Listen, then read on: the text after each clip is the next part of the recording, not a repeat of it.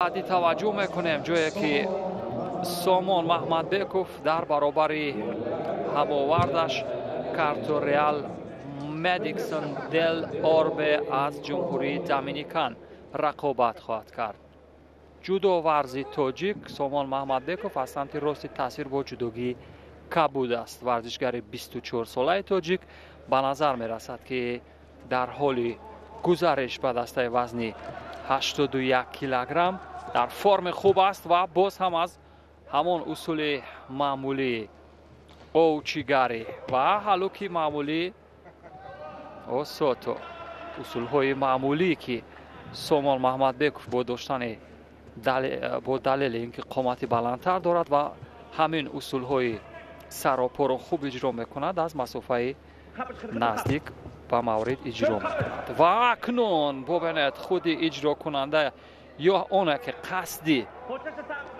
قپیدن اسیکومی وزن را داشت و سامان محمدبکov هم به مورد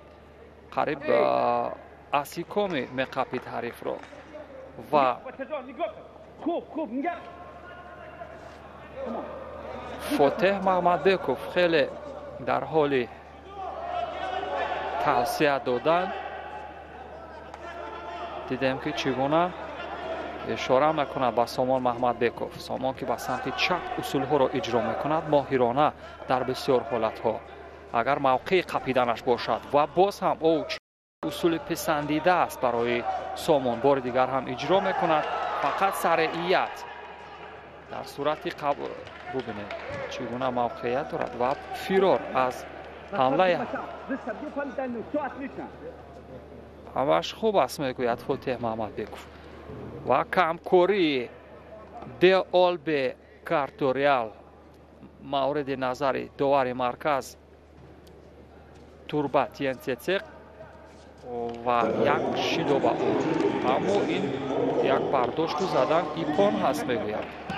زیدی حمله بود واقعا ما رو هم حیرت زده کرد این اصولی که اجرا شد اما به نظر می رسد وزری باشد چون مخلصان هم از سالن برگزاری میگویند وزری هست و فاتح هم میگوید وزری هست اما ببینیم ینسیتسق داور درجه المپی است او ایپون قضاوت کرد. متاسفانه در دور اول رقابت ها سامان محمدبکov بازنده شد و از دور